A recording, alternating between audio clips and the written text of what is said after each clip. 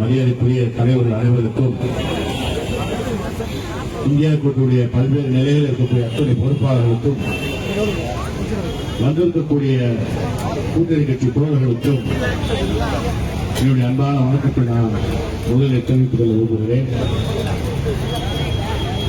இந்த கூட்டத்தில் கலந்து கொள்கின்ற வாய்ப்பை நானும் பெற்றமைக்காக என்னுடைய மகிழ்ச்சியை நான் இந்த நேரத்தில் தெரிவித்து வருகிறேன். எல்லோரும் இங்கே எஸ்ஐஆர் பற்றி தெளிவாக பேசியிருக்கிறார்கள். ஓரளவுக்கு மக்களுக்கும் என்ன குழப்பங்கள் என்பது புரிகிறதை தவிர அந்த குழப்பத்தை எப்படி சரி செய்வது என்பதுதான் தெரியவில்லை. என்னை பொறுத்தவரையிலே பாஜக என்று சொல்லக்கூடிய அந்த ஒன்றிய அரசு நான் பொறுப்பேற்ற நாள் முதலாக இந்த நாட்டை இன்றைக்காவது ஒவ்வொரு நாளும் பதட்டமான சூழ்நிலையை மக்களை வைத்திருப்பதுதான் அவருடைய பொறுப்பாகவே அவர் நினைக்கிறார்கள். எப்போது பதட்ட நிலை ஏதாவது ஒன்றை சொல்லி அது சம்பந்தமாக பிரச்சனைகள் போராட்டங்கள் நாடு முழுக்க நடைபெறக்கூடிய அந்த வாய்ப்பை தான் மக்களுக்கு தந்து கொண்டிருக்கிறார்கள், அரசியல் கட்சிகள் தந்து கொண்டிருக்கிறார்கள். நிர்வாகத்தை கவனிக்க அவருக்கு யாரும் தயாராக இல்லை.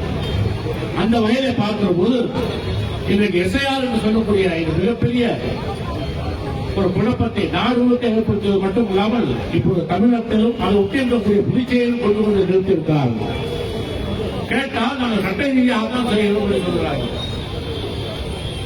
மக்கள் பிரதிநிதித்துவ சட்டம் என்ன சொல்லுங்கள் என்று சொன்னால் செக்ஷன் 21(2) என்று சொல்லக்கூடிய வகையில பார்க்கிற போது ஒரு தேர்தலுக்கும் மற்றொரு தேர்தலுக்கும் இடையே ஒருமுறை ஒரு ரிவிஷன் செய்யலாம் என்றுதான் இருக்கிறது. 21(3) என்று சொல்லக்கூடிய அந்த செக்ஷன் என்ன சொல்றாங்கன்னு கேட்டீங்கன்னா, ஏதேனும் ஒரு பகுதியில் ஏதேனும் ஒரு தொகுதியில் நீங்கள் செய்ய வேண்டும் என்றால் இந்த சிறப்பு திருத்தத்தை செய்யலாம் என்று ஒரு சட்டம் இருக்கிறது. ஆனால் அந்த ஒரு தொகுதியில் ஏதேனும் ஒரு பகுதியில் இருக்க வேண்டிய அந்த காரியத்தை ஒரு பீகார் என்று சொல்லக்கூடிய மாநிலத்துக்கும் செய்துவிட்டு இப்ப நம்முடைய தமிழகத்திலும் புதுச்சேரி வந்து இறங்கியிருக்கிறார்கள். நான் கேட்கிற பீகாரிலே ஏறத்தாழ 65 வாக்குகளை 65 வாக்குகளை திரும்பிவிட்டார்கள் என்பதற்காக வண்டியை வைத்து தள்ளிக் கொண்டு அந்த எதிர்க்கட்சியுடைய தலைவர் மரியாதை ராகுல் காந்தி அவர்கள் எப்படி வந்தார்கள் என்பதால் எல்லாரும் பார்த்திருக்கிறது. ஆனால் இன்னைக்கு ஏதேனும் அதை பற்றி கவலைப்படுகிறார்களா? இல்லை. பீகாரை விட்டார்கள். இப்போ தமிழ்நாடு தளபதியாக மிக அருமையான ஒரு பேட்டியை கொடுத்தார்கள்.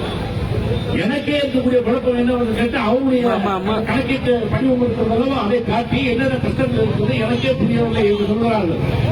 அதைத்தான் இன்றைக்கு சுப்பிரமணிய சுவாமி அவர்கள் சொல்லியிருக்கிறார்கள். எந்த ஒரு துணையும் இல்லாமல் மோடி அவர்கள் அந்த கணக்கீட்டு படிவத்தை பூர்த்தி செய்துவிட்டால் நான் அரசியலை விட்டே போய்விடுகிறேன் என்று சொல்லியிருக்கிறார். அந்த அளவுக்கு ஒரு குழப்பமான ஒரு படிவத்தை தான் மக்கள் கையிலே கொடுத்திருக்கிறார்கள். நான் கேட்கிறேன், ஒவ்வொரு கட்டமாக நாட்டுடைய அரசியல் சாசன சட்டம் அதை கவனியம் செய்வது, பாராளுமன்ற உறுப்பினர்களை விரட்டி உருட்டி அவர்கள் தங்கள் பக்கம் இருப்பது, சட்டமன்ற உறுப்பினர் விலைகளுக்கு வாங்குவது, ஆட்சியில் இருக்கக்கூடிய சட்டமன்ற உறுப்பினர் அவருக்கு குறைவாக இருந்தால் மற்ற கட்சியினர் எடுத்து போட்டு விலைபேசி முடித்து ஆட்சியை அவர்கள் அமைப்பது, இது போன்ற எல்லா குழப்பங்களும் செய்து கொண்டிருக்கிற அவர்கள் எஸ்ஐஆர் சொல்லக்கூடிய அந்த நிலைக்கு அவர் தள்ளப்பட்டிருந்தார். நான் கேட்கிறேன், அந்த தேர்தல் கமிஷனுடைய ஆணைய தேர்தலுடைய பொறுப்பிலே இருந்த ஒரு எதிர்கட்சி தலைவர் என்ற அந்த தலைமையை எடுத்த காலத்தால்தான், அந்த உறுப்பினர் என்ற பொறுப்பை எடுத்த காலத்தால்தான் இவ்வளவு குழப்பங்கள். அதனால்தான் இன்னைக்கு இந்தியா முழுக்க அவர் நினைத்ததை சாமி கொண்டிருக்கிறார். எனவே இதெல்லாம் கண்டிக்கின்ற வகையில் அவர் புதுச்சேரி மாநிலத்தில் என்ன நடக்கிறது என்பதற்கான சுத்தமாக சொல்லி விடைபெறுகின்றேன். இங்கே ஒவ்வொரு அதிகாரிகளுக்கும், அதிகாரி என்று சொன்னால் ஐஏஎஸ் அதிகாரி அல்ல, அல்லது தாசில்தார் அல்ல, டெப்டி கலெக்டர் அல்ல, எங்கெல்லாம் அங்கன்வாடி ஊழியர்கள் இருக்கிறார்களோ, எங்கெல்லாம் துணை தாசில்தார்கள் இருக்கிறார்களோ அவர்களெல்லாம் இயங்கிட்டு அவர்களுக்கு அந்த பகுதிக்கு சென்று அங்கன்வாடி ஊழியருக்கு என்ன தெரியும்?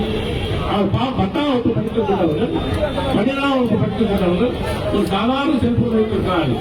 அவங்க அனுப்பி அவங்க அந்த பணம் இந்த பணம் இந்த குறிப்பேன் அனுப்பி சொல்லுகிற காரணத்தால் அவர் குடும்பத்தையும் கவனிக்க முடியாமல் அவருடைய பணியை செய்ய முடியாமல் தேர்தல் காலத்தை அதை தடுமாறி கொண்டிருக்கிறார்கள்.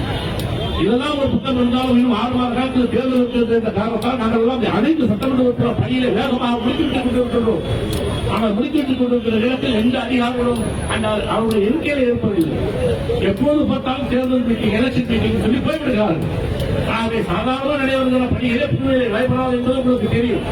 இப்படிப்பட்ட சூழலிலே தேர்தலையும் வைத்துக் கொண்டு இந்த எஸ்ஐஆர் சொல்ற அந்த பணி வைத்துக் கொண்டு மாவட்ட ஆட்சியர் சொல்லி இருக்கக்கூடிய அத்தனை அதிகாரிகளும் டெல்லியில் இருக்கக்கூடிய தேர்தல் ஆணையத்தோடும் இங்கே இருக்கக்கூடிய தேர்தல் ஆணையத்தோடும் தினந்தோறும் அந்த தொலைக்காட்சியை பேசிக் கொண்டிருப்பதுதான் சரியாக இருக்கிறதை தவிர ஒரு 6 மாதத்தில் எதுவும் நடைபெற போவதில்லை.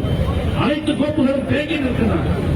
இந்த திட்டம் நிறைவேறக்கூடாது என்பதுதான் எங்களுடைய ஆசை, எங்களுடைய நோக்கம். அதனால்தான் இத்தனை கட்சிகள் ஒன்றாக இருந்து நாம் போராடி கொண்டிருக்கிறோம். தளபதி அவர்கள் நீதிமன்றத்துக்கு சென்றிருக்கிறார்கள்.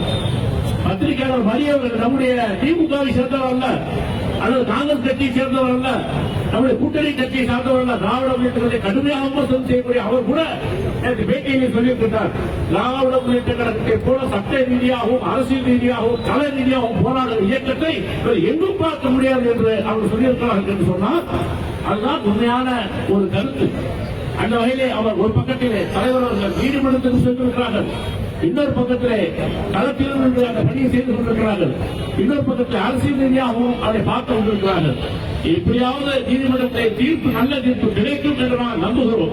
இல்லைஎன்றால் என்ன செய்வது என்று யாருக்கும் தெரியவில்லை. இப்படியே போனால் புதுச்சேரி மக்கள் ஏறத்தாழ 3 லட்சம் வாக்குகள் குறைவதற்கான வாய்ப்புகள் இருக்கிறது. இந்த வாய்ப்புகள் இருக்கிற போது இந்த மாநிலத்திற்கு ஏற்கனவே ஒன்றும் கிடைக்கவில்லை. ஆனால் இந்த 3 லட்சம் வாக்கு போயிடுச்சுன்னா பாண்டிச்சேரியை யாரும் சட்டம் பண்ண போவதில்லை. என்ன வாக்குகளே தூக்குவாங்க என்பது உங்க அத்தனை பேருக்கு தெரியும். நாங்கள் சொல்லி விளக்க வேண்டிய அவசியமும் இல்லை. இப்படி ஒரு இக்கட்டான சூழ்நிலை இந்த மாநிலத்தை கொண்டு வந்து நிறுத்திருக்கிறது. இனியாவது அவருக்கு சரியான பாடத்தை மக்கள் போற்றுவார்கள் என்று நாங்கள் நம்புகிறோம். இதையெல்லாம் கருத்தில் கொண்டு வருகின்ற காலகட்டங்களில் இந்தியா கூட்டணி ஆட்சி அமைப்பதற்கு அத்தனை சூழலிப்போம் உறுதியேற்போம் என்ற நேரத்தில் கேட்டுக்கொண்டு வாய்ப்புக்கு நன்றி கூறி நிறைவு செய்கிறேன். நன்றி, வணக்கம்.